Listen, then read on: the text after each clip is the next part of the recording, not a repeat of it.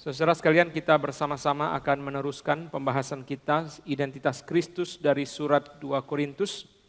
Kita sudah membahas di dalam khotbah minggu lalu dari Kristus sebagai ya bagi segenap janji Allah. Sekarang kita akan memasuki bagian yang kedua, yaitu pasal yang keempat, Kristus sebagai gambar Allah. Cahaya Injil tentang kemuliaan Kristus yang adalah gambaran Allah. Mari kita membaca dari pasal 4 ayat pertama sampai ayat yang keempat. 2 Korintus pasal yang keempat ayat yang pertama sampai dengan ayat yang keempat. Oleh kemurahan Allah kami telah menerima pelayanan ini, karena itu kami tidak tawar hati, tetapi kami menolak segala perbuatan tersembunyi yang memalukan. Kami tidak berlaku licik dan tidak memalsukan firman Allah, sebaliknya kami menyatakan kebenaran, dan dengan demikian kami menyerahkan diri kami untuk dipertimbangkan oleh semua orang di hadapan Allah. Jika Injil yang kami beritakan masih tertutup juga, maka ia tertutup untuk mereka yang akan binasa, yaitu orang-orang yang tidak percaya, yang pikirannya telah dibutakan oleh ilah zaman ini, sehingga mereka tidak melihat cahaya Injil tentang kemuliaan Kristus yang adalah gambaran Allah. Mari kita berdoa sekali lagi. Tuhan, kami berdoa ya Tuhan, dengan satu keyakinan bahwa jiwa kami memerlukan kemuliaan Kristus. Sebab Tuhan kami yang hebat itulah juru selamat kami.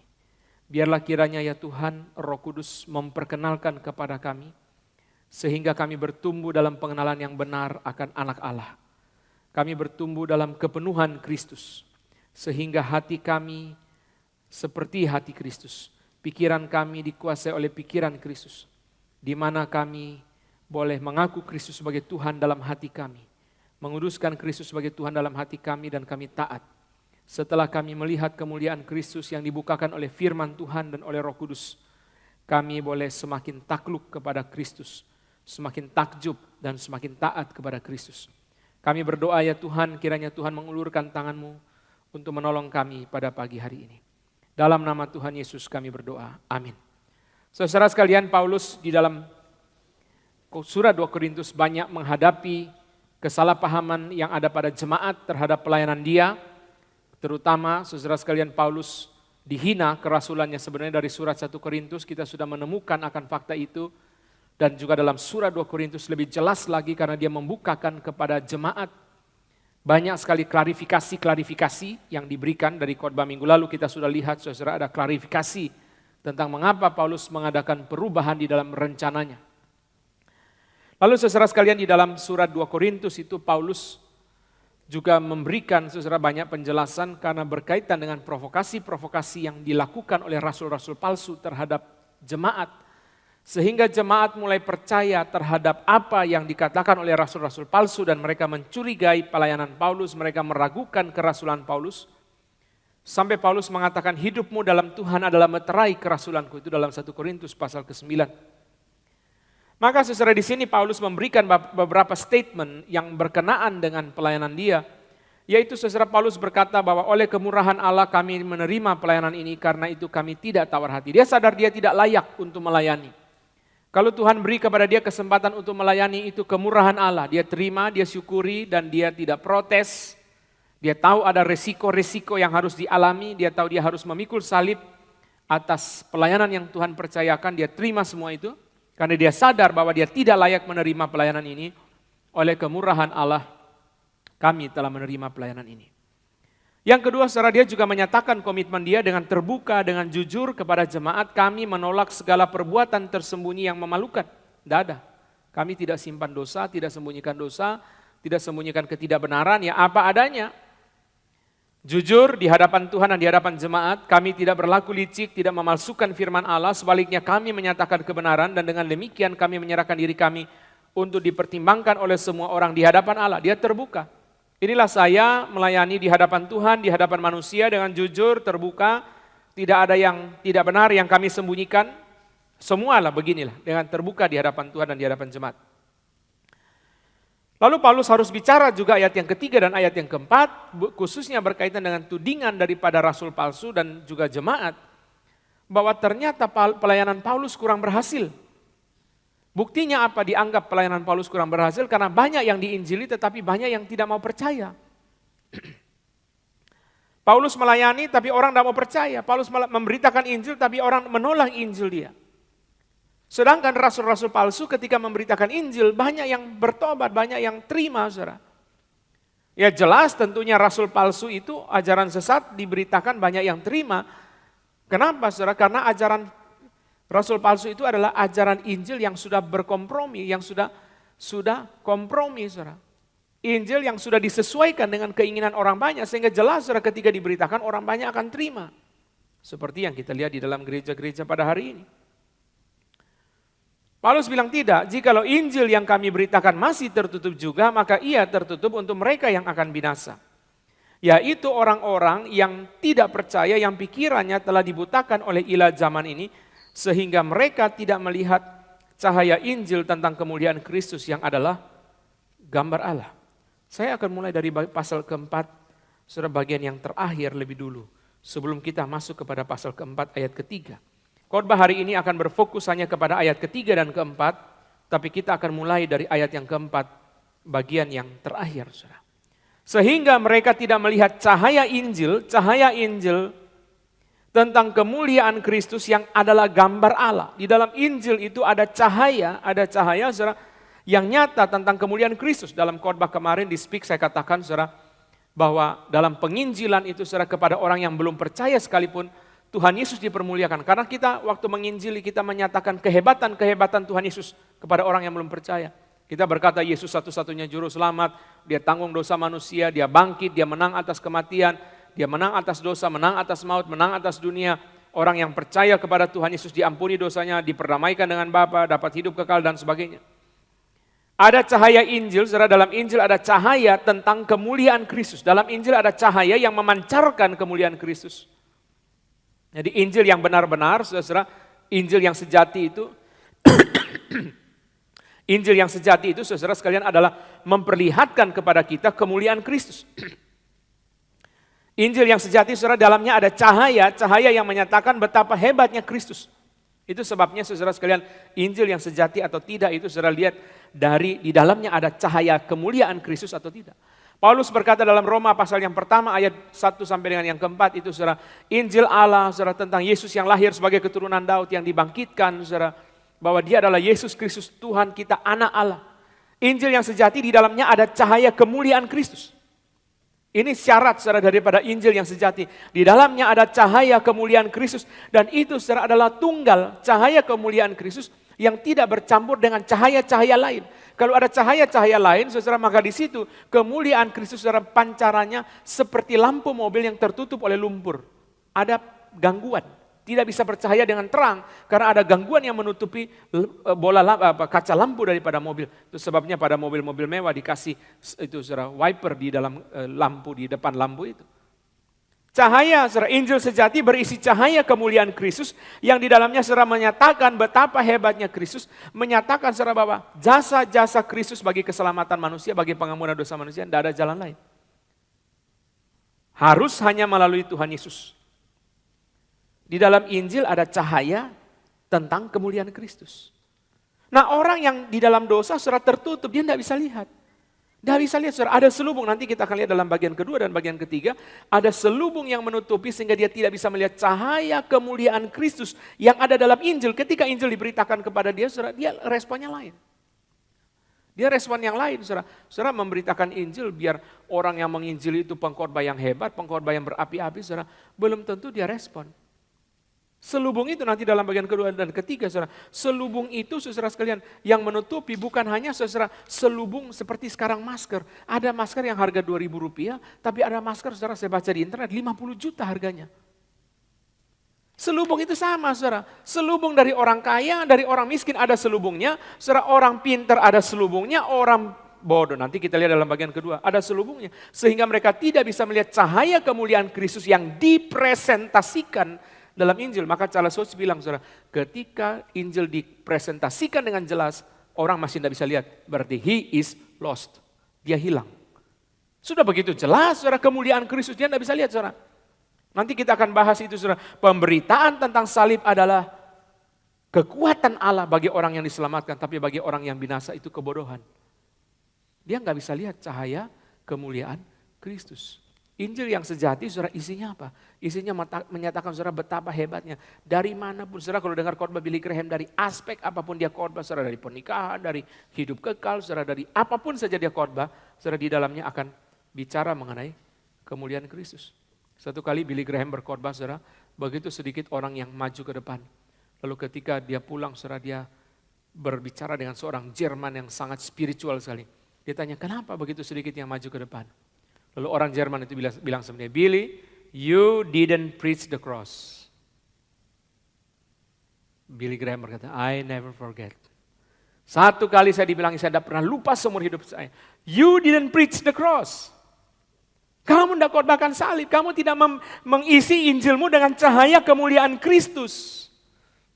Injil itu secara isinya apa? Secara cahaya kemuliaan Kristus. Itu kunci, saudara. Jadi kita waktu membicarakan Injil, saudara, kepada orang lain, saudara, kita tidak boleh ada isi jasa kita, isi jasa manusia, isi jasa pendeta, isi jasa siapapun, saudara, tidak boleh. Harus pure, saudara. Itu pure, saudara. The light of the glory of Christ. Cahaya kemuliaan Kristus, tidak boleh yang lain. Itu sebabnya, saudara, kan kalau saudara saya mengikuti khotbah Billy Graham banyak sekali, wawancara, saudara, saya nonton segala macam tuh mengenai Billy Graham. Wawancara saudara waktu dia baru umur 25 saudara, itu khotbah di London selama 3 bulan saudara. 3 bulan itu tiap malam. Saya nggak bisa bayangkan isinya apa khotbahnya saudara tiap malam saudara. 3 bulan, setiap hari itu ada khotbah saudara. Lalu saudara ketika wartawan tanya kepada dia, kan dulu naik kapal bukan naik pesawat, naik kapal saudara, ketika di pelabuhan wartawan tanya kepada dia, what is your opinion about politics? Waktu itu saudara Rusia, Amerika, perang dingin, sosialis saudara. Billy Graham bilang, we don't talk about politics. That is not my calling. I come to present Jesus. Saya datang untuk membawa Injil yang di dalamnya adalah the light of the glory of Christ. Cahaya kemuliaan Kristus memancar dalam Injil itu. Itu kunci, saudara, Injil sejati, saudara, kuncinya adalah di dalamnya adalah cahaya kemuliaan Kristus. Orang harus melihat itu jelas, saudara. Orang harus melihat secara the urgency, kemendesakan, saudara, bahwa without Christ you cannot go to God. Without Christ you cannot go to heaven. Tanpa Kristus kamu tidak bisa ke sorga, kamu tidak bisa mengenal Allah, tidak bisa. Harus, saudara, harus Kristus, dan itu dipresentasikan, saudara, begitu rupa sampai perasaan orang yang mendengarkan khotbah itu dia merasa terdesak. Iya ya, saya tidak bisa pergi ke jalan lain kecuali kepada Tuhan Yesus. Tidak ada jalan lain. Dalam khotbah minggu lalu saya juga bicara itu, saudara. Kristus yang benar, minggu lalu kita bicara, Kristus mulia karena kekudusannya. Dia benar. Itu sebabnya dia bisa membawa kita kepada Allah, saudara, karena dia benar. Kemarin dalam speak saya katakan, saudara sekalian, bahwa roh kebenaran itu bersaksi tentang Kristus, karena Kristus itu kebenaran. Kalau Kristus bukan kebenaran, roh kebenaran tidak akan bersaksi tentang Kristus. Injil sejati harus berisi cahaya kemuliaan Kristus. Itu sebabnya, saudara, itu sebabnya ketika satu ayat saja berisi, saudara, sepenuhnya cahaya kemuliaan Kristus, Roh Kudus bisa pakai mempertobatkan orang. Pengkhotbah, hamba Tuhan khotbah berbusa-busa, orang tidak bertobat, saudara, karena bisa jadi di dalamnya, saudara, cahaya kemuliaan Kristus diselubungi oleh kemuliaan dia, oleh kemuliaan siapa, saudara. Saya pernah, saudara, datang mengunjungi perkumpulan, saudara, daripada pendeta-pendeta untuk itu, saudara, presentasi KKR Patong, saudara. Lalu, saudara, sebelum kita presentasi, kita dengar mereka ada persekutuan dan khotbah. Saudara, orang itu yang khotbah, saudara, dia nggak kupas firman. Dari depan sampai belakang dia cerita, saudara, perjalanan dia ke luar negeri, saudara. Kita bilang, ini khotbah apa presentasi turis apa bagaimana ya? Ini pendeta apa dagang tour and travel apa bagaimana? Dia nggak sampaikan firman, saudara. Terus dia bicara, wah, saya keluar negeri gini gitu, makan airport, saudara. Saya dalam hati bukan makan airport, makan itu airport, saudara. Saudara sekalian, ketika Injil itu diberitakan, saudara, dan betul-betul di dalamnya adalah the light of the glory of Christ, Roh Kudus senang. Saudara masih ingat 3 hal yang paling Roh Kudus senang? Kemuliaan Kristus, sebab itu tugas utamanya. Firman Allah, sebab itu pemberiannya. Kekudusan, sebab itu namanya. Roh Kudus senang. Sebab Injil itu adalah di dalamnya, saudara, the light of the glory of Christ. Injil itu harus menyatakan, saudara, betapa hebatnya Kristus. Maka ketika misionaris datang kepada bangsa-bangsa dan misionaris memberitakan tentang betapa hebatnya Kristus, di situ, saudara, Christ is glorified. Kristus dipermuliakan, dan itu Roh Kudus senang. Kenapa Roh Kudus berkepentingan dalam penginjilan? Ini khotbah kemarin di Speak, saudara. Saudara sekalian, di sini dibilang saudara, cahaya Injil, the light of the gospel about the glory of Christ, saudara. Yang adalah, dikasih saudara, dikasih satu poin aja.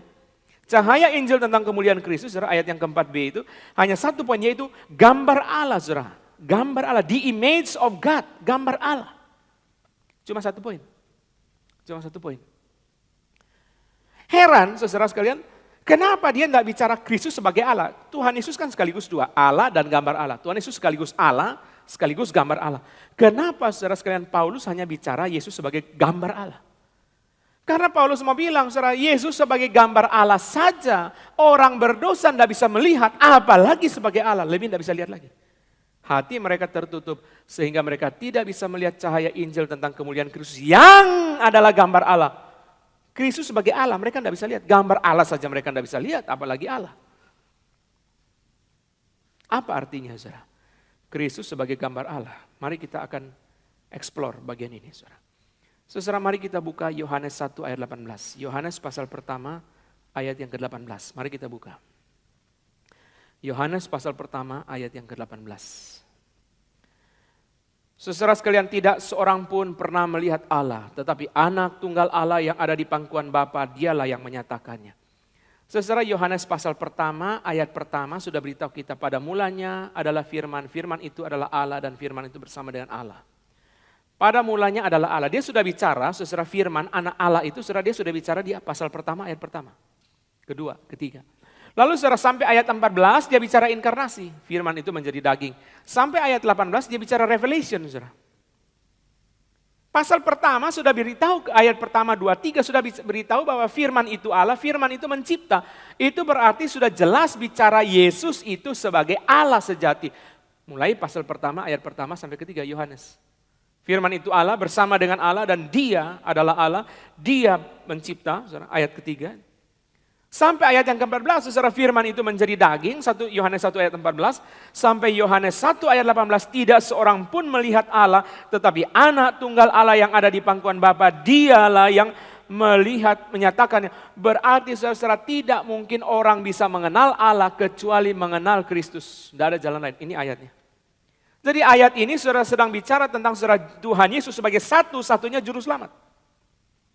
Enggak ada jalan lain, saudara. Tidak seorang pun pernah melihat Allah, tapi anak tunggal Allah yang ada di pangkuan Bapa. Bayangkan saudara, dua bagian ini sudah menyatakan saudara sekalian kedekatan Tuhan Yesus dengan Bapa. Anak tunggal Allah, anak sudah dekat, tunggal lebih dekat lagi. Yang ada di pangkuan Bapa. Dua bagian ini saudara untuk memberitahu kepada kita saudara sekalian mengenai bagaimana Tuhan Yesus itu benar-benar layak menyatakan Allah Bapa. Iya kan? Kita kan saudara sekalian, kalau orang mengatakan saudara, oh saya dekat dengan istana, kita langsung kepengen cuma 2-3 clue aja, coba beritahu. Itu tandanya apa? Saya dekat sama lingkaran istana, 2-3 clue aja deh, tandanya apa?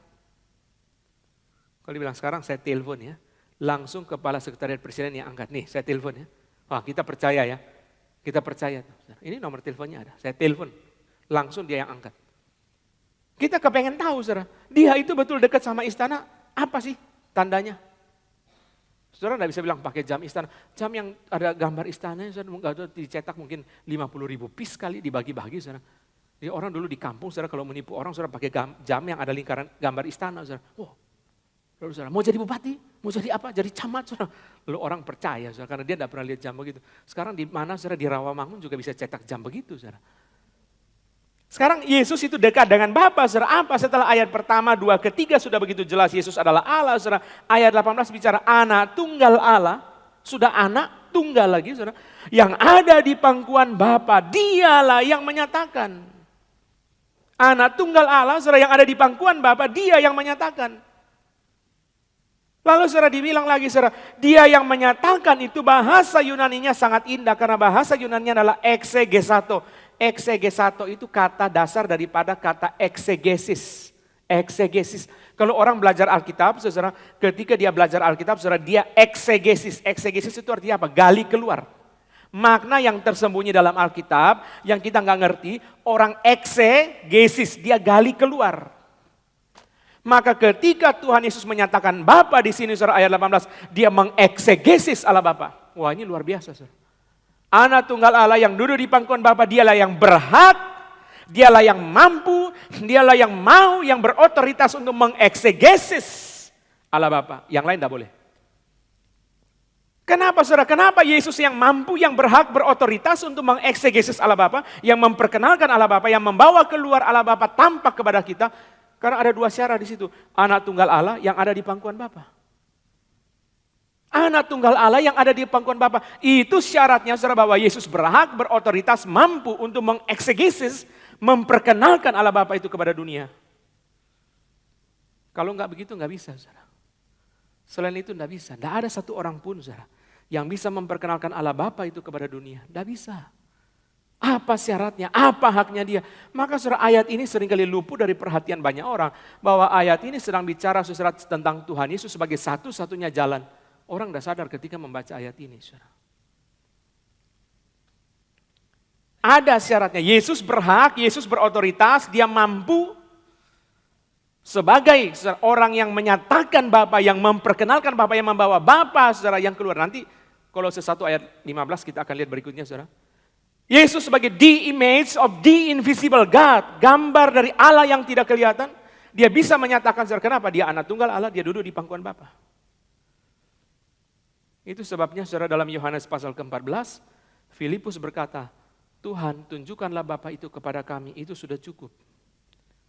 Bagi saya perkataan ini sudah bagus, sudah agung saudara. Tuhan tunjukkanlah kepada kami Bapa itu sudah cukup. That is our most basic need. Kami sudah tidak perlu yang lain lagi Tuhan, itu aja cukup. Tunjukkanlah kepada kami Bapa itu sudah cukup. Wah ini saudara, ini ayat bagus, ini kalimat agung. Filipus ini jarang-jarang bicara, sekali bicara saudara langsung bagus. Tunjukkanlah kepada kami Bapa itu sudah cukup, kami sudah tidak perlu yang lain. Tapi Yesus mengkoreksi dia. Filipus, telah sekian lama aku bersama dengan kamu Filipus, namun engkau tidak mengenal aku. Barang siapa telah melihat aku, ia melihat Bapa. Bagaimanakah engkau berkata, tunjukkanlah Bapa itu kepada kami? Yohanes 14. Saudara baca sendiri nanti. Kristus saudara sekalian sudah memperkenalkan Bapa. Kristus sudah memperkenalkan Bapa. Saudara, mari kita lihat Kolose 1 ayat yang ke-15. Kolose 1 ayat yang ke-15. Mari kita lihat.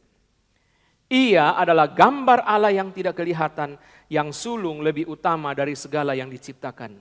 Ia adalah gambar Allah yang tidak kelihatan. Ini saudara bisa membingungkan kalau kita baca terjemahan Indonesia.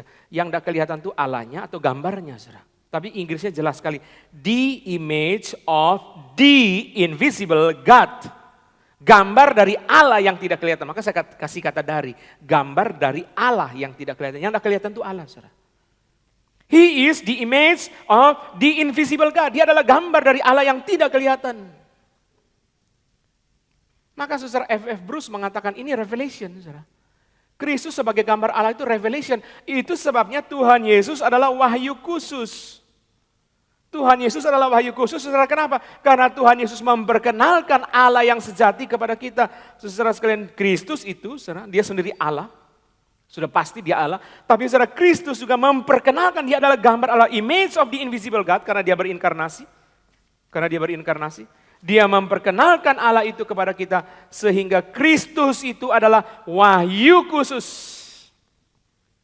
Saudara perhatikan ya. Kristus firman yang hidup, Alkitab firman yang tertulis. Kristus itu saudara wahyu personal. Alkitab itu wahyu proposisional. Maka saudara kenapa Alkitab itu firman Allah? Karena sinkron dengan Kristus, itu jawabannya. Perjanjian lama memberitakan Kristus yang akan datang, perjanjian baru memberitakan Kristus yang sudah datang. Kenapa saudara? Alkitab itu adalah firman Allah. Karena saudara sinkron dengan Kristus, itu jawabannya. Karena Kristus firman yang tertulis, firman yang hidup, Alkitab firman yang tertulis, itu wahyu khusus. Kenapa disebut wahyu khusus? Wahyu khusus berarti saudara ketika diberi kepada manusia, tidak bisa manusia dengan akal bisa menerima. Tidak bisa manusia hanya dengan akal bisa menerima. Manusia memerlukan the work of the Holy Spirit, perlu pekerjaan Roh Kudus, mencelikan mata kita untuk mengaku Yesus adalah satu-satunya jalan kepada Allah. Firman, Alkitab firman Allah membawa kita mengenal Allah. The image of the invisible God, saudara. Jadi Yesus sebagai gambar Allah itu revelation, saudara. Itu wahyu khusus, itu revelation. Kita mengenal Tuhan Yesus sebagai wahyu khusus. Jalan satu-satunya kita mengenal Allah yang sejati. Enggak ada jalan lain, saudara. Pak Tong mengatakan, saudara, Tuhan Yesus itu adalah the subjectivity of truth in person. Pendeta Stephen Tong, subjektivitas kebenaran di dalam pribadi. Kebenaran, saudara, kalau dibekukan jadi satu pribadi, itu Kristus. Kebenaran yang sejati, di situ kita mengenal Kristus. Dan kita boleh kembali kepada Allah yang sejati. Gambar Allah itu apa, saudara? Gambar Allah itu revelation. Gambar Allah itu wahyu. Kristus sebagai gambar Allah itu berarti dia menyatakan Allah. Orang berdosa tidak bisa lihat itu, saudara. Orang berdosa tertutup. Nanti kita akan lihat dalam bagian kedua dan bagian ketiga. Kenapa tertutup, saudara? Orang berdosa tertutup tidak bisa lihat itu. Kristus sebagai gambar Allah, saudara sekalian, juga, saudara, bukan hanya revelation, tetapi Kristus sebagai gambar Allah, saudara, juga bermakna true humanity. Dia betul-betul datang, saudara, sebagai manusia. Kenapa? Karena gambar Allah adalah hakikatnya manusia. Hakikat kita manusia ini apa, saudara? Bukan berpikir, bukan ini, itu semua penting. Tapi hakikat manusia itu hakikatnya apa? Intinya apa? Ya. Hakikat daripada manusia adalah manusia dicipta sebagai gambar Allah. Maka kalau Kristus benar-benar datang sebagai manusia, dia sendiri juga harus benar-benar adalah gambar Allah. Kalau Kristus itu benar-benar datang sebagai manusia, maka dia pun sendiri harus juga benar-benar datang sebagai gambar Allah. Saudara sekalian, di dalam Ibrani 1 ayat 3 dibilang, ia adalah cahaya kemuliaan Allah dan gambar wujud Allah. Cahaya kemuliaan Allah dan gambar wujud Allah. Bahasa Yunani dari kata gambar itu eikon. E-I-K-O-N. Eikon, nanti diterjemahkan sampai di bahasa Indonesia jadi ikon. Oh, toko ini ikon. Itu bahasa Yunaninya eikon. Seorang ahli mengatakan saudara eikon itu mempunyai dua makna dalam bahasa Yunani. Makna pertama representation. Representasi. Makna pertama dari eikon itu adalah representasi. Gambar itu saudara. Merepresentasikan Allah Bapa. Kristus sebagai the image, sebagai gambar. To represent the true God. Untuk mewakili Allah yang sejati. Dia sebagai gambar saudara. Untuk mewakili Allah yang sejati. Maka gambar itu tidak boleh sembarangan. Orang berlaku kepada gambar itu tidak boleh sembarangan. Yang kedua, saudara, manifestation. Kata seorang ahli, saudara. Eikon itu manifestasi, saudara. Representasi, saudara. Representasi itu berarti apa, saudara? Berarti yang direpresentasikan tidak ada. Sekarang yang ada adalah representasi. Tapi manifestasi berarti, saudara, apa? Yang direpresentasikan itu hadir. Itu saudara tahu kan di Indonesia kan gambar presiden, wakil presiden. Buat apa sih di sekolah, di kantor camat ada gambar presiden, wakil presiden. Saudara. Kalau saudara pergi ke Thailand lebih banyak lagi gambar raja di mana-mana kan, di pinggir jalan, di saudara mall, ya, saya pernah lihat di mall, saudara itu besar sekali di tembok gambar raja. Itu bukan dari zaman sekarang aja, saudara. Dulu zaman Musa, saudara itu di mana-mana ada patung Firaun.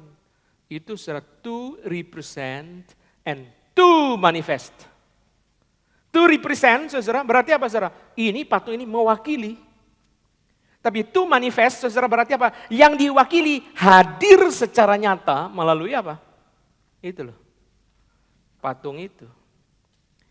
Kristus, saudara sekalian, adalah gambar Allah. Berarti dia manusia sejati. Dia Allah sejati, itu sebabnya dia Allah, saudara, tapi dia juga gambar Allah, saudara. Maka, saudara sekalian, Kristus sebagai gambar Allah. Loh, kalau kita juga gambar Allah dong. Apa bedanya dengan Kristus? Kita kan gambar Allah juga. Ya iya, justru karena kita gambar Allah, maka ketika Kristus berinkarnasi jadi manusia, dia datang sebagai gambar Allah. Cuma kita sudah jatuh dalam dosa, sehingga orang tidak bisa lihat manusia merasa ada Tuhan. Saudara.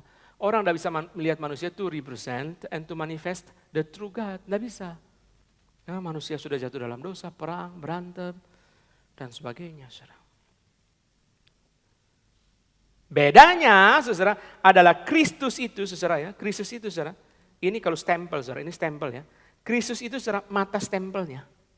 Dicap.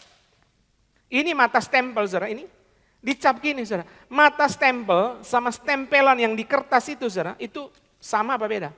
Sama dan beda.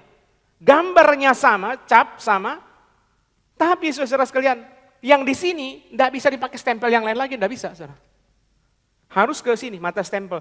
Nah, berarti saudara ketika kita digambar sebagai gambar, dicipta sebagai gambar Allah, kita lihat kita dicipta dengan rujukan referensi kepada Kristus sebagai archetype, ARCHTWPE. Archetype. Kristus adalah archetype, kita adalah ektype. Kristus adalah archetype, kita adalah ektype. Kristus adalah gambar Allah, saudara. To represent and to manifest God. Allah itu hadir, saudara. Jadi kenapa kok dibicara di sini Injil Kristus sebagai gambar Allah, saudara? Poin dia bukan mau bicara kemanusiaan di sini pasti saudara, tapi saya jelaskan itu. Poin yang sedang dibicarakan saudara di dalam ayat ini adalah Kristus saudara sebagai revelation, sebagai wahyu menyatakan siapa Allah sejati itu. To represent, mewakili Allah, and to manifest, menyatakan Allah itu hadir nyata saudara. Maka Paulus sedang bicara, orang berdosa saudara yang terselubung hatinya, jangankan mengenal Kristus sebagai Allah, mengenal Kristus sebagai gambar Allah pun saja tidak mungkin.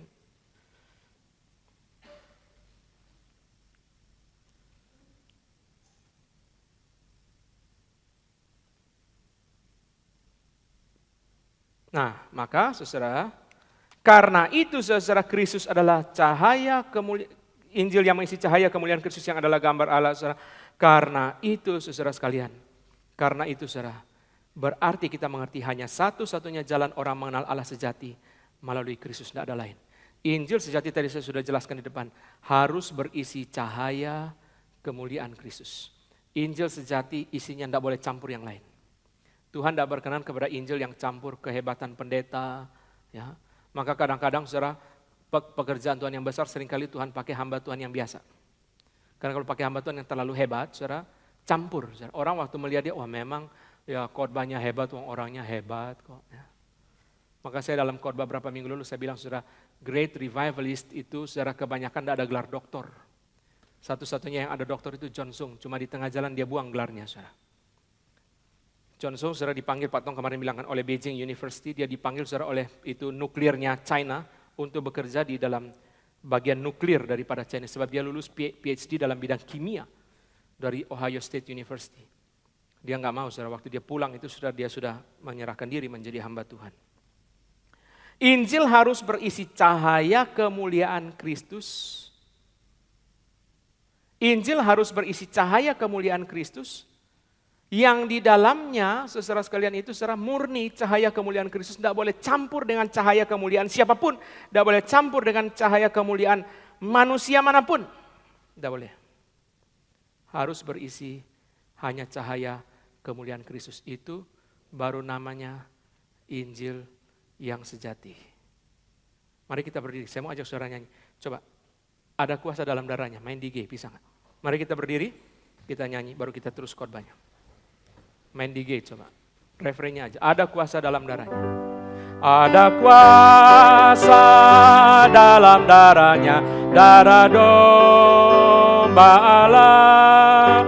Ada kuasa dalam darahnya, dalam darah domba Allah. Sekali lagi. Ada kuasa dalam darahnya, darah domba Allah. Ada kuasa dalam darahnya, dalam darah domba. Sekali lagi, ada kuasa. Ada kuasa dalam darahnya, darah domba Allah. Ada kuasa dalam darahnya, dalam darah domba Allah. Mari kita berdoa membuka suara supaya setiap orang yang memberitakan Injil baik di bawah mimbar maupun di atas mimbar hanya memberitakan cahaya kemuliaan Kristus yang murni. Mari kita buka suara. Tuhan kami berdoa ya Tuhan supaya kiranya setiap orang yang memberitakan Injil di atas mimbar atau di bawah mimbar hanya memberitakan cahaya kemuliaan Kristus yang murni, yang tidak bercampur dengan cahaya kemuliaan yang lain. Kami berdoa supaya Tuhan murnikan setiap pemberitaan Injil di mana-mana tempat. Dalam nama Tuhan Yesus kami berdoa. Amin. Yang kedua, mari kita sama-sama berdoa supaya kiranya Tuhan yang terus menyertai setiap orang yang memberitakan Injil, khususnya daripada serangan setan yang tidak pernah menghendaki akan penginjilan. Mari kita buka suara. Tuhan, kami berdoa ya Tuhan, kiranya Tuhan memelihara dan menyertai setiap orang yang memberitakan Injil di mana-mana tempat. Karena kami tahu si jahat tidak pernah senang akan pekerjaan pemberitaan Injil. Dia akan terus berusaha menghalangi supaya Kristus tidak dipermuliakan, supaya manusia bergabung dalam kerajaan setan. Kami berdoa minta anugerah Tuhan, pemeliharaan Tuhan bagi setiap hamba Tuhan. Dalam nama Tuhan Yesus. Tuhan, kami serahkan jam ini ke dalam tangan Tuhan. Kiranya Tuhan sertai hamba Tuhan, supaya terus menerus memuliakan Kristus. Kami berdoa minta anugerah Tuhan. Kami berdoa minta kekuatan Tuhan, supaya si jahat tidak berkepentingan apapun di tengah-tengah kami. Dan supaya seluruh kemuliaan kembali kepada Tuhan. Dalam nama Yesus kami berdoa. Amin. Silakan duduk. Saudara sekalian, itu sebabnya kita teruskan khotbah ini. Saudara, harus ada orang yang benar-benar, saudara sekalian, pay the price to glorify Christ. Harus ada orang yang benar-benar pay the price to glorify Christ. Kita harus membayar harga, saudara. Kalau tidak ada jalan lain bagi manusia untuk kembali kepada Allah, kalau sudah tidak ada jalan lain, berarti harus beritahu jalan itu. Buntu. Ketika orang sudah buntu, saudara, dia akan temukan satu jalan. Dan jalan itu seberapa sulit pun dia akan berusaha sampai memenuhi jalan itu, sampai mengikuti jalan itu, sampai dengan selesai. Karena sudah tidak ada jalan lain. Sudah tidak ada jalan lain, saudara. Orang berusaha misalnya, saudara, ketika kebakaran, saudara, orang terjebak di dalam satu gedung. Kalau hanya ada satu lubang yang kecil, saudara, dia akan ke situ dan semua orang dalam gedung itu akan berusaha melewati lubang yang kecil itu untuk lolos karena tidak ada jalan lain. Dan orang yang di dalam gedung itu atau yang di luar gedung itu, kalau dia mengasihi orang yang ada dalam gedung itu, dia akan berteriak baik dari dalam maupun dari luar. Dia berkata, semua ke lantai 1, bagian dekat toilet ada lubang. Dia akan berseru, saudara. Kenapa dia berseru, saudara? Karena tidak ada jalan lain. Kalau masih ada jalan lain, saudara, dia tidak berseru. Dia akan berseru, ayo semua turun, lantai 1 ada, sebelah kanan, dekat toilet ada lubang, ada pintu, semua pergi ke situ. Saudara mengerti? Itu sebabnya ketika orang menginjili, kalau dia benar-benar memahami realita bahwa hanya satu-satunya jalan, dan dia benar-benar memahami, saudara, bahwa tidak ada jalan lain, kenapa kita mendengar seruan-seruan itu? Kenapa orang dalam memberitakan Injil begitu kencang, saudara, dalam KKR dan sebagainya, saudara dengar patung khotbah begitu berapi-api? Karena saudara, kebakaran, saudara, kalau ada orang tidur di dalam, saudara, tidak ada orang yang dari luar yang mengasihi orang di dalam itu akan bisik-bisik, yang di dalam tolong keluar ya, api sudah dekat. Dia akan berkata, di dalam bangun. Kalau perlu, saudara, dia bawa selang daripada pemadam, saudara, diarahkan ke kamar tidur, disemprot supaya orang yang tidur itu langsung bangun. Kalau tidak bangun, kita lempar pakai batu. Paling banyak bocor kepalanya. Tapi dia bangun, dia lolos dari kebakaran itu. Harus ada orang yang pay the price, membayar harga. Nanti saya akan bicara, saudara, saya tidak bicara di sini, tapi saya akan bicara dalam bagian kedua ketiga.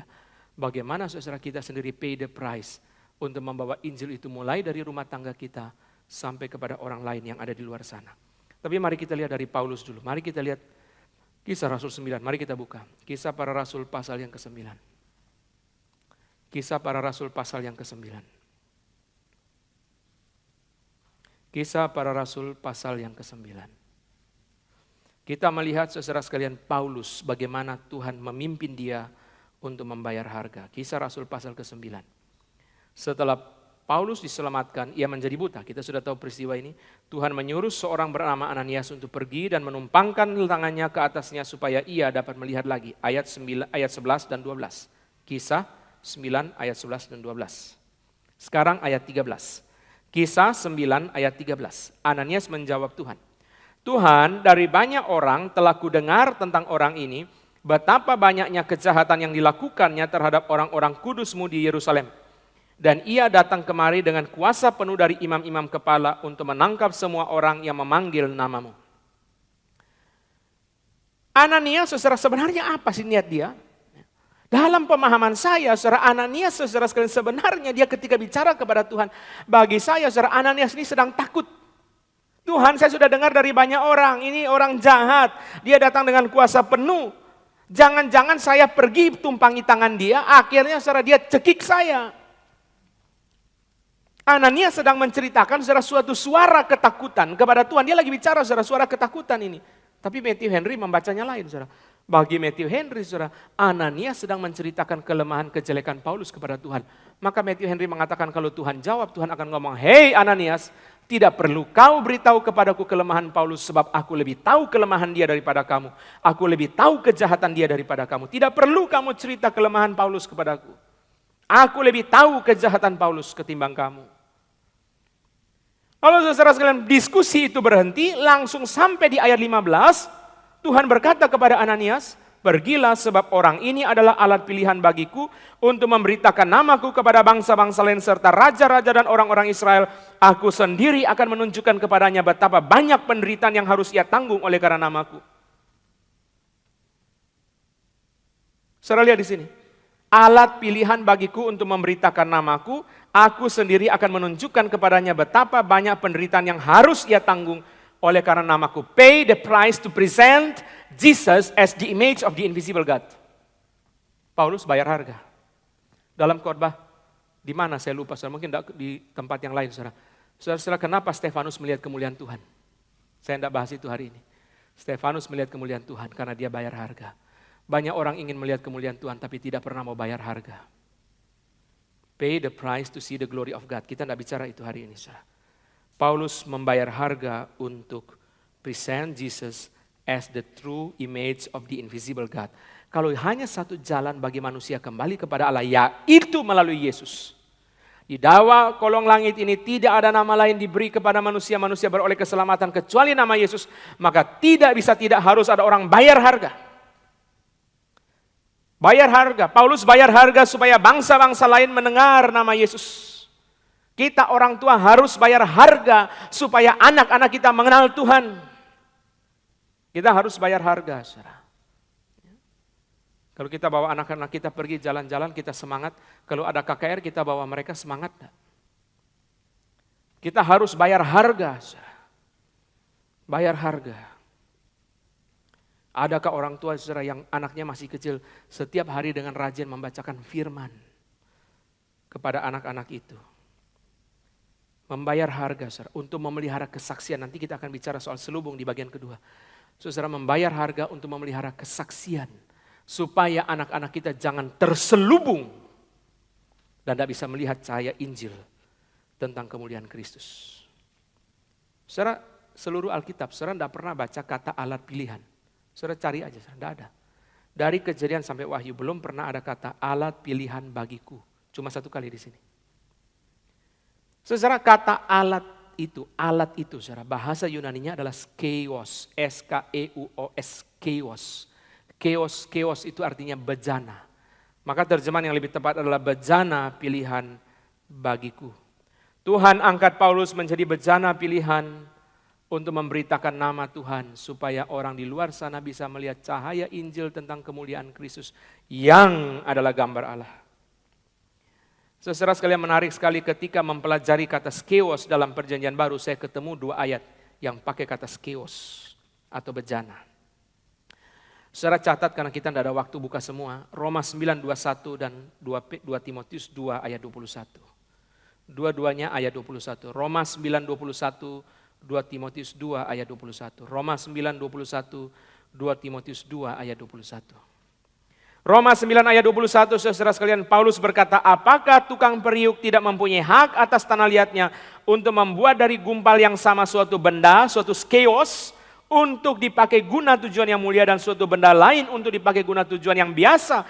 Tukang periuk, saudara, ini bicara sovereignty of God, ini bicara kedaulatan Allah. Allah berhak mengangkat seorang manusia menjadi bejana pilihannya untuk tujuan yang mulia. Itu sebabnya saudara, kalau anak kita dipanggil menjadi hamba Tuhan, jangan larang. Kalau saudara dipanggil jadi hamba Tuhan, jangan berkelit. Kalau saudara dipanggil jadi hamba Tuhan, jangan berkelit. Kalau anak kita dipanggil jadi hamba Tuhan, jangan larang. Sebab tukang periuk mempunyai hak atas tanah liatnya untuk membuat gumpal yang sama dari suatu benda dipakai bagi tujuan yang mulia atau tujuan yang biasa. Tuhan barak, itu sebabnya juga kita tidak bisa iri. Gak bisa iri kepada orang lain jika ada orang lain yang dipakai oleh Tuhan lebih hebat dari kita. Jika ada gereja lain dipakai oleh Tuhan lebih hebat dari kita. Kita tidak boleh iri sebab tukang periuk mempunyai hak atas tanah liatnya. Allah berdaulat, saudara. Tapi 2 Timotius 2 ayat 21, kalau tadi bicara the sovereignty of God, kedaulatan Allah, 2 Timotius 2 ayat 21 bicara the responsibility of human being. Manusia bertanggung jawab. Jika seorang menyucikan dirinya dari hal-hal yang jahat, ia akan menjadi perabot yang mulia, skeos. Perabot rumah untuk maksud yang mulia, ia dikuduskan, dipandang layak untuk dipakai tuannya dan disediakan untuk setiap pekerjaan yang mulia. Skeos. Menyucikan diri. Saudara ingat khotbah kita yang minggu kapan, saudara? Saya tidak ingat apa minggu lalu atau sebelumnya, saudara.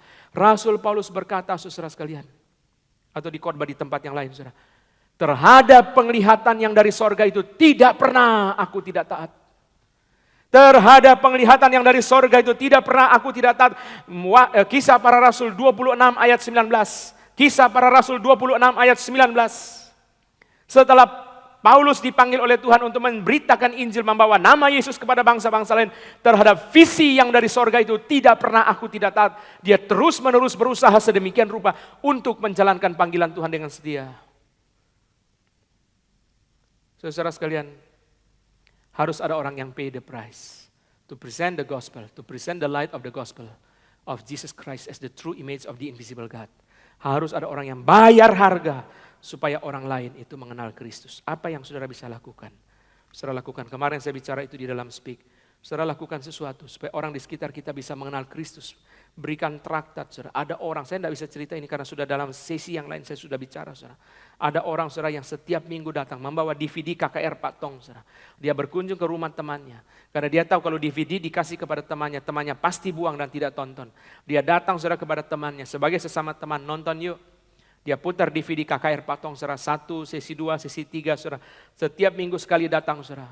Datang, saudara, temannya duduk di ruang tamu dengan TV yang besar, mereka pasang DVD, mereka nonton, saudara. Temannya, saudara, awal-awal kurang menghargai, banyak komen sambil makan kacang, saudara, enggak apa-apa. Dia terus doa dalam hati. Minggu depan lagi dia bawa sesi yang kedua lagi, saudara sekalian. Terus minggu ketiga, minggu keempat, saudara. Dari banyak komentar, lama-lama diam.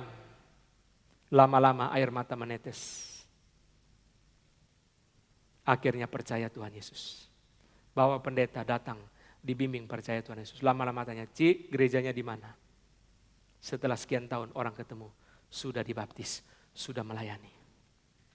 Saudara, yang membawa dia siapa? Pendeta terkenal? Bukan. Tapi seorang Kristen yang pay the price to present the light of the gospel of Jesus Christ. Mari kita mau bayar harga, saudara. Karena Kristus hanya satu jalan. Hanya satu-satunya jalan untuk manusia melihat Allah, mengenal Allah. Tidak ada jalan lain. Ketika Filipus berkata, tunjukkanlah Bapa itu kepada kami. Yesus bilang, tidak bisa. Sebab engkau sudah mengenal aku, engkau sudah melihat Bapa. Tidak ada jalan lain. Meskipun Filipus sudah begitu agung, tunjukkanlah Bapa itu kepada kami, itu sudah cukup. Kalimat ini sangat rohani, sangat agung. Tapi dia belum sampai kepada suatu pemahaman bahwa mengenal Tuhan Yesus itu kembali kepada Allah, satu-satunya mengenal Tuhan Yesus. Saudara sekalian, sekarang kita lihat bagian yang kedua. Ayat 3, 2 Korintus 4 ayat 3. Mari kita kembali ke teks kita. 2 Korintus 4 ayat 3. Jika Injil yang kami beritakan masih tertutup juga, ia tertutup untuk mereka yang akan binasa. Jika Injil yang kami beritakan masih tertutup juga, ia tertutup untuk mereka yang akan binasa. Saudara sekalian, ini ayat pada satu sisi, saudara sekalian, kita tahu ini pembelaan Paulus. Tadi saya sudah singgung di depan. Rasul-rasul palsu kelihatannya lebih sukses dalam penginjilan karena mereka pakai Injil yang palsu, Injil yang kompromi, sehingga menarik banyak orang. Lalu gereja mengatakan, coba lihat rasul palsu lebih berhasil, Paulus pelayanan kurang berhasil. Maka dia jelaskan. Saudara sekalian, satu sisi yang lain lagi kita melihat bahwa ayat ini adalah penghiburan bagi mereka yang mati-matian penginjilan tetapi orang tidak mau terima. Saudara sekalian, orang yang menginjili tidak bisa dinilai dari jumlah, dari hasil. Karena ada orang yang mati-matian menginjili, saudara. Ada orang yang berkhotbah dengan sungguh-sungguh. Petrus berkhotbah dengan sungguh-sungguh, 3.000 orang bertobat. Stefanus berkhotbah dengan sungguh-sungguh. Patong berkata 3.000 batu yang datang. Ayat ini menjadi penghiburan bagi mereka yang sungguh-sungguh memberitakan Injil, tetapi orang itu terus menolak sampai mati. Paulus berkata, jika Injil yang kami beritakan masih tertutup juga, ia tertutup untuk mereka yang akan binasa. Saudara sekalian, Charles Hodge mengatakan, the sun does not cease to be the sun, although the blind do not see it. Matahari tidak berhenti sebagai matahari, meskipun orang buta tidak bisa melihatnya. Oh, kita bersyukur, saudara, bahwa Injil tetap Injil meskipun orang berdosa tidak bisa melihatnya. Yesus tetap Tuhan meskipun orang berdosa tidak bisa melihatnya. Kita bersyukur, saudara, bahwa matahari tetap matahari. Meskipun, saudara sekalian, manusia, orang buta tidak bisa melihatnya. Tapi jangan lupa, saudara, ayat ini harus dibaca dengan satu kesedihan. Kenapa, saudara? Karena ada kata binasa, binasa. Jika Injil yang diberitakan masih tertutup juga, maka ia tertutup untuk mereka yang akan binasa. Kita tahu ayat ini penghiburan bagi orang yang setia. Ayat ini juga menyatakan, saudara, Tuhan tidak bersalah apapun pada orang yang binasa. Tuhan tidak bersalah apapun pada orang yang binasa. Tuhan tidak bersalah apapun pada orang yang binasa.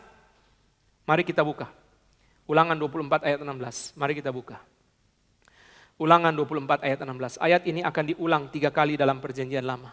Di sini dan 2 kali lagi yang lain, saudara. Ulangan 24 ayat 16, mari kita buka. Ulangan 24 ayat 16, saudara. Janganlah ayah dihukum mati karena anaknya. Janganlah juga anak dihukum mati karena ayahnya. Setiap orang harus dihukum mati karena dosanya sendiri. Setiap orang harus dihukum mati karena dosanya sendiri. Setiap orang harus dihukum mati karena dosanya sendiri. Setiap orang masuk ke neraka karena dosanya sendiri. Tuhan tidak bersalah atas siapapun yang binasa. Kenapa, saudara? Karena orang-orang yang berbuat dosa mereka sadar. Orang-orang yang berbuat dosa mereka bertanggung jawab atas dosa mereka. Bahkan orang yang berbuat dosa, saudara, sudah ada anugerah, sudah ada kebenaran, sudah ada peringatan yang diberi kepada mereka. Tidak kurang anugerah. Louis Berkhof berkata, orang-orang yang tidak diselamatkan seringkali mereka merupakan orang yang lebih banyak anugerah umum ketimbang orang yang diselamatkan. Memang betul juga, coba saudara cek di dunia ini. 10, 20, 30 orang paling kaya di dunia. Ada nggak orang Gary? Ada nggak orang Gary kebun jeruk, saudara? Orang-orang yang binasa seringkali orang-orang yang diberi anugerah umum. Tidak kurang-kurangnya. Justru kita harus melihat, saudara, kita orang percaya. Kalau hanya diberi, kalau umpama andai kata hanya diberi anugerah khusus, tok. Diselamatkan masuk surga, tok. Tidak diberi anugerah umum apapun, saudara, kita hidup susah, miskin, melarat, saudara, sakit-sakitan sampai mati pun. Kita masih lebih beruntung dari mereka. Tapi Tuhan terlalu baik sama kita. Sudah ada anugerah khusus, masih ada anugerah umum. Sudah diberikan keselamatan, masih ditambah lagi ini dan itu. Saudara sekalian, tapi ayat ini menyedihkan. Kenapa, saudara? Karena orang itu binasa. Kita tidak boleh mengatakan, saya sudah menginjili, dia tidak mau percaya, terserah dia. Kalau saudara bayangkan yang kita injili itu orang yang menjadi keluarga kita, mama kita, papa kita, pasangan kita, anak kita. Tidak mungkin saudara berkata, mama saya sudah injili, mama mau masuk neraka, urusan mama ya. Kita akan dengan air mata membaca ayat ini, jika Injil yang kami beritakan masih tertutup juga, maka ia tertutup untuk mereka yang akan binasa. Memang orang binasa karena dosa dia. Sudah ada firman, ada anugerah, ada kebenaran, ada peringatan. Sudah dia sadar dia lakukan itu, saudara. Tertutup. Kata tertutup di dalam bahasa Yunani, saudara, lebih tepat diterjemahkan sebagai selubung. Jikalau Injil yang kami beritakan masih terselubung, dia terselubung untuk mereka yang binasa. Selubung. Saya akan bicara bagian kedua tentang selubung, saudara. Saudara sekalian, kadang-kadang di rumah saya atau di kantor saya, saudara, buku banyak sekali. Kadang-kadang kalau saya cari buku, saudara, tidak ketemu. Kenapa tidak ketemu, saudara? Ulang tidak ketemu. Akhirnya ketemu, saudara. Buku itu ada di situ. Kadang-kadang di dalam rak, saudara, di dalam saudara bagian yang saya cari itu, saudara, ulang-ulang kok nggak ada. Ya, saya sudah atur buku saya di kantor misalnya. Ini section ini, section ini, section ini, saudara. Kenapa tidak ketemu? Karena namanya saudara perspeksi selektif, saudara. Selective perception. Sudah ada selective perception dalam otak saya, saudara. Buku ini sampulnya hitam. Itu kesan saya dari dulu saya terakhir lihat buku itu. Maka saudara, setiap kali saya lihat deretan buku yang bukan hitam saya abaikan. Saya lihat yang hitam. Dari ulang kiri ke kanan, kanan ke kiri, yang hitam semua diambil tidak ketemu. Kenapa, saudara?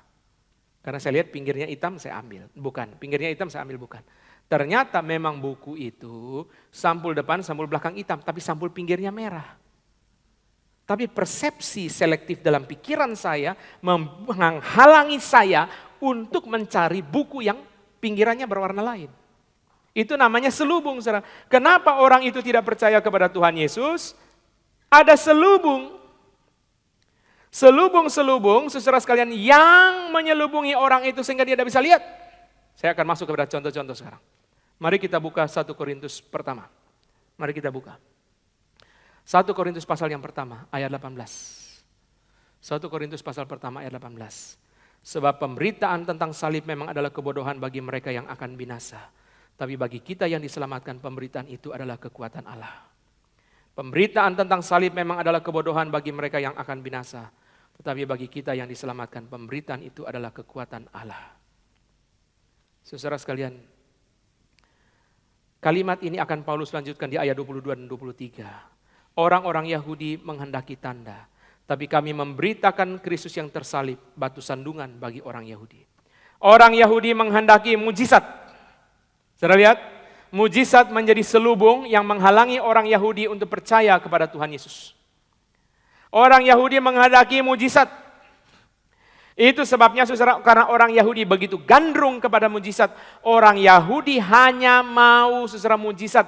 Maka ketika Paulus dihentikan oleh Tuhan, Tuhan pakai mujizat, saudara pakai istilah saya, interupsi supranatural yang signifikan. Ketika Paulus dihentikan oleh Tuhan Yesus, pakai cara apa? Interupsi supranatural yang signifikan. Kisah Rasul 26 berkata, saudara, Paulus melihat cahaya yang lebih terang dari cahaya matahari pada siang bolong. Bayangkan ya, siang bolong melihat cahaya yang lebih terang dari cahaya matahari. Apa itu, saudara? Cahaya matahari apa kurang terang, saudara? Pada siang bolong, saudara bisa melihat cahaya yang lebih terang dari cahaya matahari. Itu adalah interupsi supranatural yang signifikan. Baru Paulus berhenti.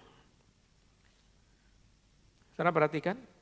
Maka orang Yahudi jatuh ke dalam sindrom Thomas. Harus ada mujizat yang dilihat dan dialami baru dia percaya. Yesus berkata kepada Thomas, berbahagialah orang yang tidak melihat namun percaya. Thomas bilang, kalau saya belum lihat, saya belum cucukkan jari, saya belum lihat dengan mata saya tidak akan percaya. Banyak orang saudara begitu, termasuk orang Yahudi. Maka orang Yahudi ketika melihat Yesus disalib, orang Yahudi bilang, imam kepala Farisi termasuk penjahat itu bilang apa? Kalau kau Mesias, turun dari salib dan selamatkan dirimu dan kami. Selubung pertama adalah selubung mujizat. Datang ke gereja, ada KKR, ada Injil yang sejati, tapi tidak ada mujizat. Karena itu dia tidak percaya Yesus. Selubung itu namanya selubung mujizat. Pokoknya dia mau hanya mujizat. Kalau ada mujizat saya percaya. Dia pergi ke gereja, ada KKR. Namanya KKR kesembuhan ilahi. Orang kursi roda, bahkan ada yang bawa dengan tempat tidur rumah sakit. Setelah KKR semua pulang sama aja, tempat tidur ya tempat tidur, kursi roda, orang buta ya buta. Sama aja, tidak ada perubahan apapun. Kalau begini berarti saya tidak percaya. Dalam 1 Korintus 1 ayat 22-23, Paulus berkata, bagi orang Yunani, orang-orang Yunani mencari hikmat, sehingga Kristus yang tersalib itu suatu kebodohan. Apa maksudnya? Orang Yunani mencari hikmat, orang Yunani mencari, saudara sekalian, hikmat. Orang Yunani mencari filsafat. Herodotus, sejarawan Yunani namanya Herodotus. Kalau saudara lupa juga nggak apa-apa, yang penting ingat nama Yesus, saudara ya. Herodotus mengatakan, saudara, all Greek were zealous for every kind of learning. Setiap orang Yunani mengejar semua belajar. Orang Yunani mengejar apapun ada pelajaran, kita mau. Benar nggak omongan dia?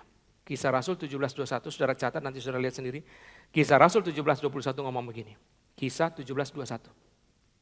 Adapun orang-orang Athena dan orang-orang asing yang tinggal di situ tidak mempunyai waktu untuk sesuatu selain untuk mengatakan atau mendengar segala sesuatu yang baru.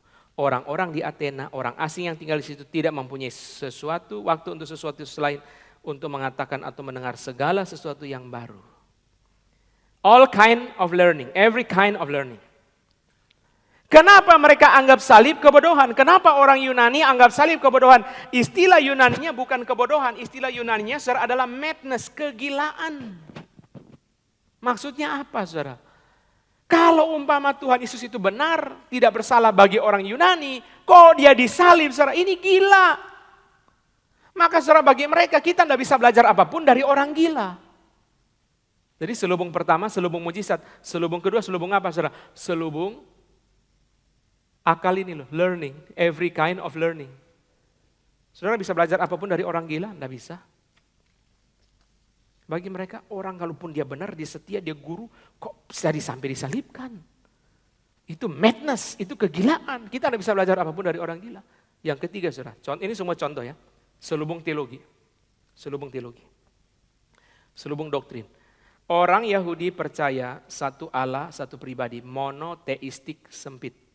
Satu Allah, satu pribadi. Dia pegang mati ini. Ini selubung dia.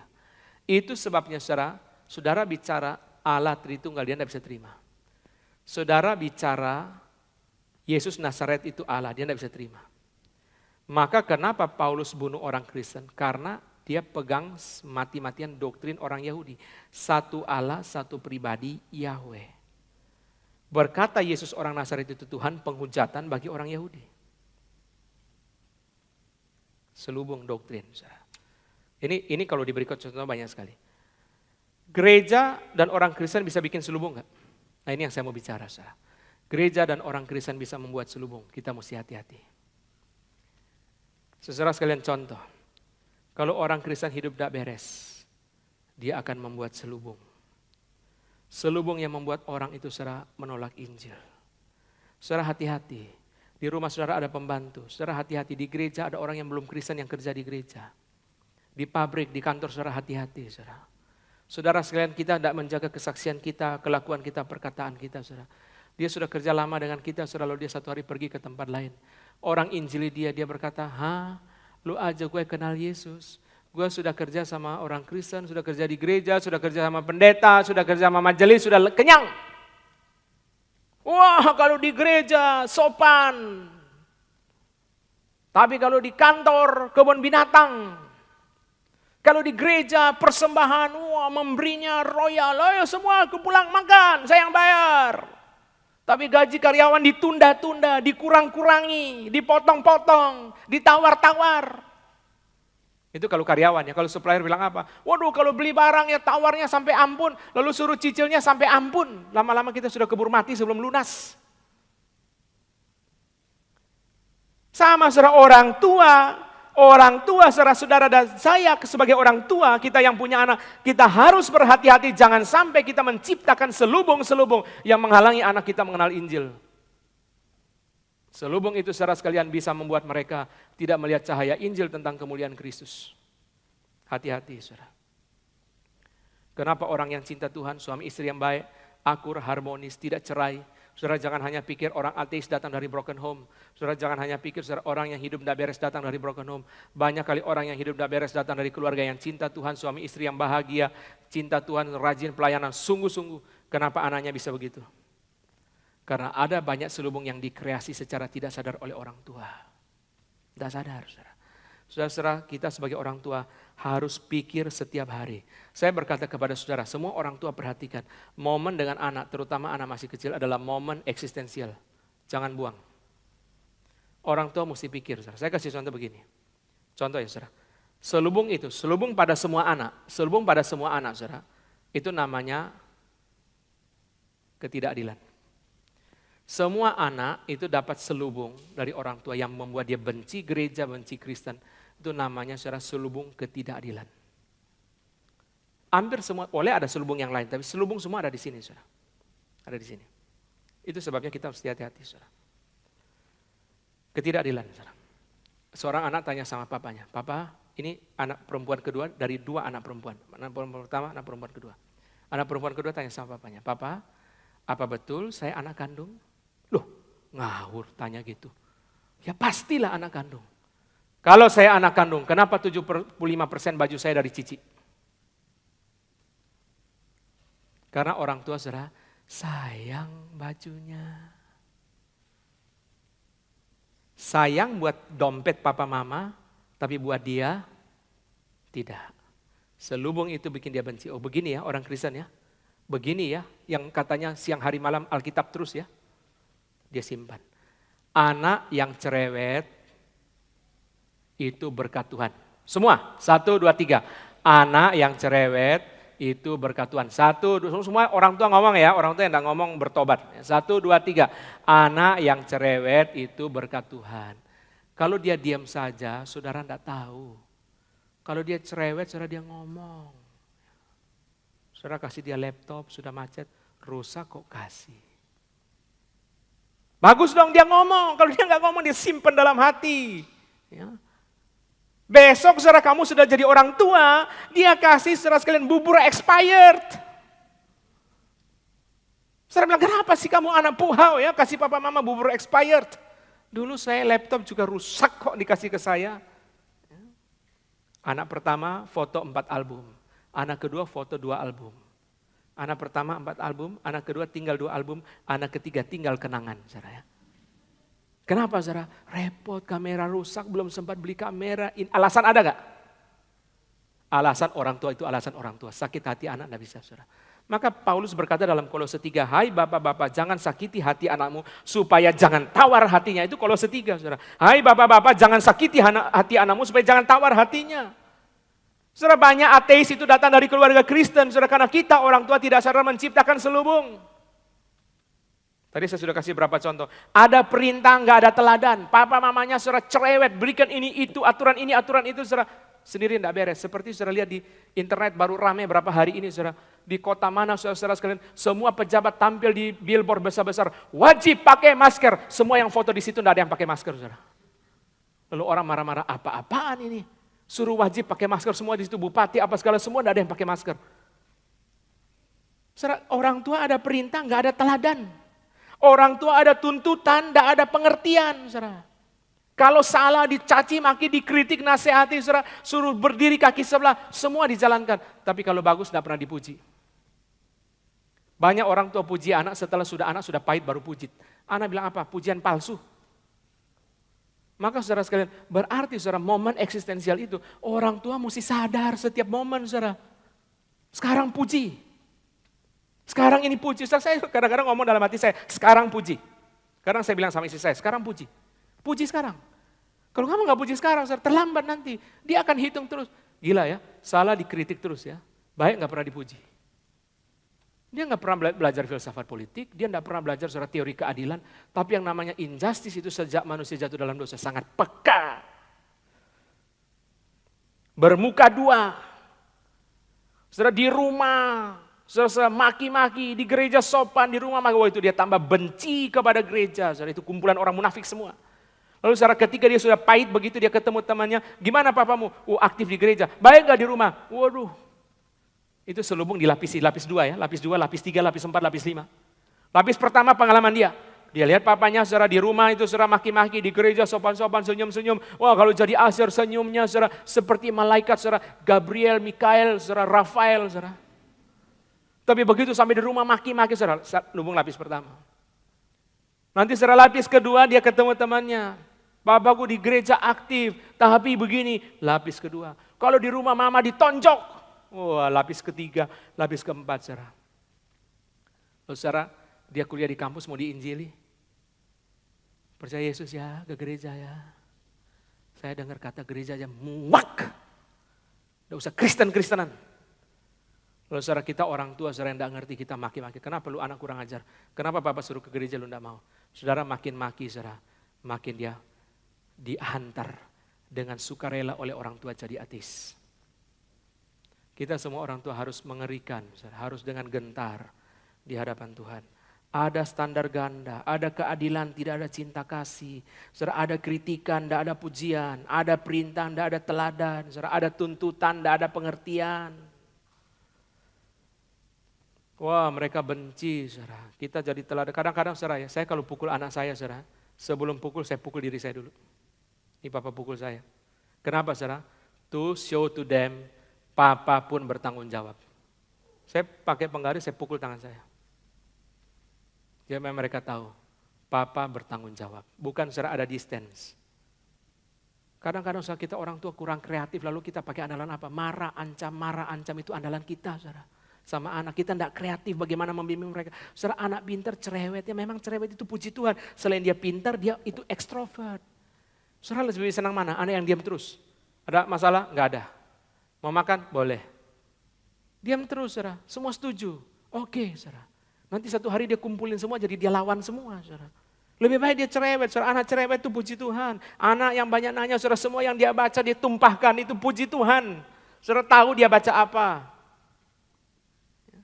Yang paling gawat, saudara, dalam rumah, saudara, itu yang saudara yang satu suka cerita, yang satu enggak suka cerita. Itu biasa mereka suka berantem, saudara.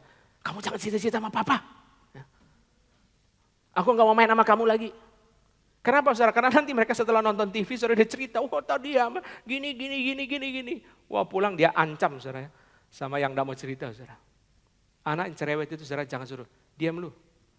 Yang suruh ngajari dia bicara siapa sih? Papa, mama dari kecil. Ayo ngomong, papa. Pinter. Sudah gede, papa. Diam lu, jangan cerewet lu. Yang suruh ngomong itu siapa? Kita orang tua suruh ngomong. Saudara, hati-hati. Selubung itu dibangun secara tidak sadar oleh orang tua. Sehingga mereka sulit diinjili. Yang terakhir, saudara. Selubung itu dibuat oleh siapa? Ayat yang keempat A. Yaitu orang-orang yang tidak percaya, yang pikirannya telah dibutakan oleh ilah zaman ini. Para penafsir akan memberitahu kepada saudara, ilah zaman itu adalah setan. Selubung itu, saudara, dipakai oleh setan bekerja. Bisa memakai kita orang Kristen, bisa memakai kita orang tua, bahkan bisa memakai pendeta untuk menciptakan selubung yang menghalangi orang melihat Injil. Setan adalah ilah zaman ini. Setan adalah penguasa dunia. Minggu lalu saya sudah katakan, saudara sekalian, Tuhan Yesus berkata bahwa penguasa dunia ini sedang datang dan ia tidak berkuasa sedikit pun atas diriku. Puji Tuhan, setan tidak berkuasa sedikit pun atas diri Tuhan Yesus. Saudara sekalian, selubung itu, saudara sekalian, dikreasi oleh setan. Setan adalah mastermind daripada selubung itu. Melalui saudara, setan bekerja di belakang layar untuk membuat selubung. Dia bisa pakai orang Kristen, dia bisa pakai siapapun, saudara. Tidak berarti, saudara sekalian, bahwa kita persalahkan setan semata-mata. Apakah manusia berdosa tidak mempunyai tanggung jawab? Ada, saudara. Manusia berdosa ada. Seperti tadi selubung doktrin, selubung saudara mujizat. Pikiran-pikiran itu mereka sadari dengan penuh. Pikiran-pikiran itu mereka yakini dengan sesungguhnya. Saya berikan contoh, saudara. Saudara nanti baca sendiri. Ulangan 34 itu beritahu kepada kita bahwa Musa dikuburkan tetapi tidak ada orang yang tahu kuburannya sampai hari ini. Di suatu lembah di tanah Moab di tentangan Bet Peor, Musa dikuburkan tapi tidak ada orang yang tahu kuburnya sampai hari ini. Lalu secara Ulangan 34 beritahu bahwa tidak ada orang yang tahu kuburan Musa. Ki Yudas pasal pertama ayat 9 beritahu Mikael, malaikat penghulu malaikat Mikael bertengkar dengan iblis mengenai mayat Musa. Apa kira-kira yang mereka ributkan? Saudara sekalian, kita sudah bisa memprediksi apa yang mereka pertengkarkan. Mayat Musa hilang, kuburan Musa tidak diketahui. Mayat Musa mungkin ada dalam kuburan tapi dikubur di mana tidak diketahui, saudara. Seperti kuburan Calvin, kuburan Mozart juga katanya tidak diketahui, saudara. Saudara sekalian, lalu apa yang diperdebatkan oleh Mikael penghulu malaikat dengan setan sudah bisa kita prediksi, saudara, yaitu setan ingin supaya mayat Musa dikeluarkan supaya disembah oleh orang Israel. Mikael tidak mau. Mikael bilang masukin, disuruh malaikat masukin. Setan bilang keluarin. Ini orang besar. Loh justru, Mikael akan bilang justru ini orang besar, jangan dikeluarin. Karena saudara, Musa adalah the greatest person ever in the whole history of Israel. Dalam seluruh sejarah orang Israel, orang yang paling besar itu Musa. Itu sebabnya kalau mayatnya ada, akan disembah oleh orang Israel. Sampai hari ini. Karena orang Israel begitu kagum kepada Musa. Maka Mikael bilang masukin. Setan suruh keluarin. Itu sebabnya saudara, mayat itu, kuburan itu, bisa menjadi selubung yang menghalangi orang mengenal Kristus. Itu sebabnya sebagian orang tua sebelum meninggal dia sudah beri wasiat. Papa kalau meninggal kremasi, abu buang di Cilincing. Kenapa? Dia tahu anak dia ada yang Kristen, tapi ada yang menyembah berhala. Kalau ada kuburan nanti sembahyang terus. Kalau ada meja abu lebih banyak sembahyang lagi. Caranya supaya tidak sembahyang bagaimana? Kremasi, abunya buang.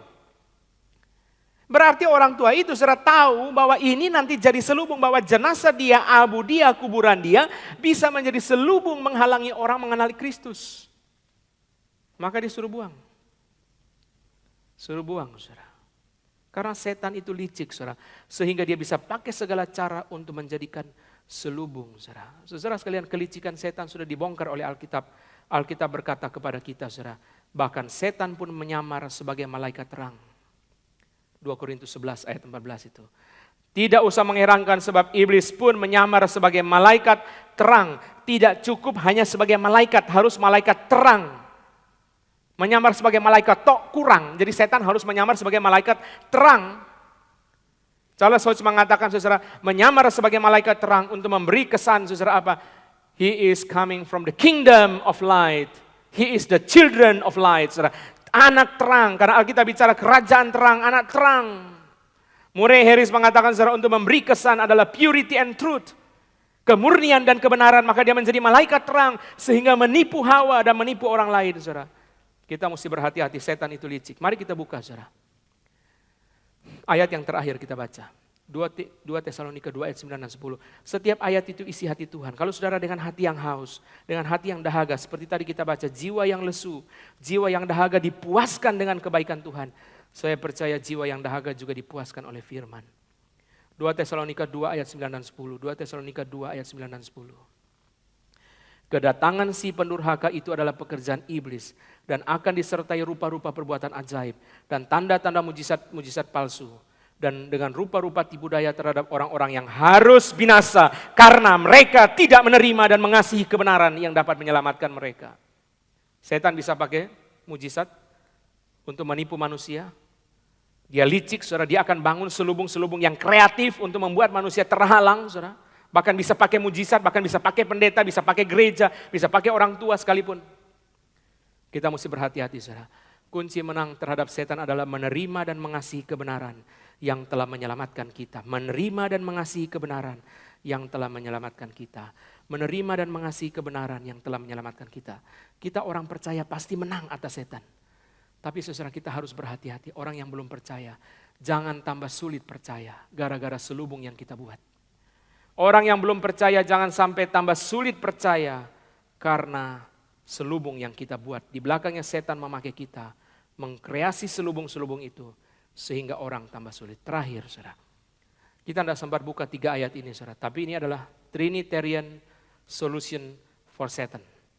3 solusi bagi setan, penyelesaian menang atas setan dari Allah Tritunggal. Saya kumpulkan ketiga ayat ini dari ayat Allah Tritunggal.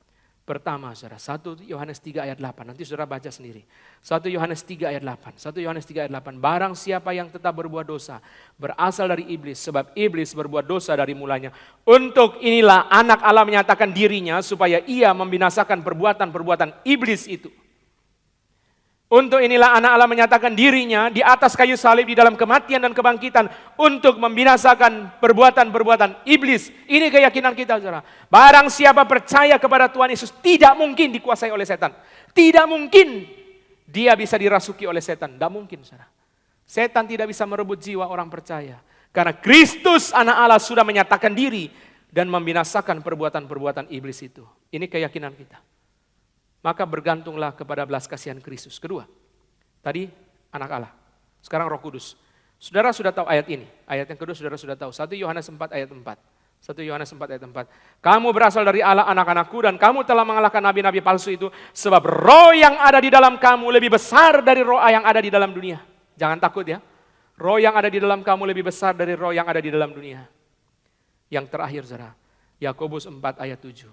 Yakobus 4 ayat 7. Karena itu tunduklah kepada Allah dan lawanlah iblis, maka ia akan lari daripadamu. Karena itu tunduklah kepada Allah dan lawanlah iblis, maka ia akan lari daripadamu. Karena itu tunduklah kepada Allah dan lawanlah iblis, maka ia akan lari daripadamu. Kalau saudara membusungkan dada menghadapi setan sendiri, saudara akan babak belur. Tapi kalau saudara merendahkan diri, oh God the Father, help me. I am so weak. I am so fragile, saya rapuh, saya lemah. Tuhan tolong saya. Karena itu tunduklah kepada Allah dan lawanlah iblis. Ia akan lari daripadamu. Kristus sudah membinasakan perbuatan setan, jangan takut. Roh Kudus yang dalam dirimu lebih besar dari roh apapun, jangan takut. Sekarang tugas kita. Karena itu tunduklah kepada Allah dan lawanlah iblis, maka ia akan lari daripadamu. Bagi orang percaya kita di dalam anugerah Tuhan menang atas setan. Tapi jangan sampai kita dipakai setan menciptakan selubung untuk menghalangi orang kepada Kristus, terutama orang-orang yang di sekitar rumah kita. Mari kita berdiri. Kita berdoa. Tuhan, kami bersyukur untuk firman. Kiranya Kristus dipermuliakan. Kiranya setan dipermalukan, kiranya orang percaya dikuatkan. Kasihani kami, dalam nama Tuhan Yesus kami berdoa. Amin.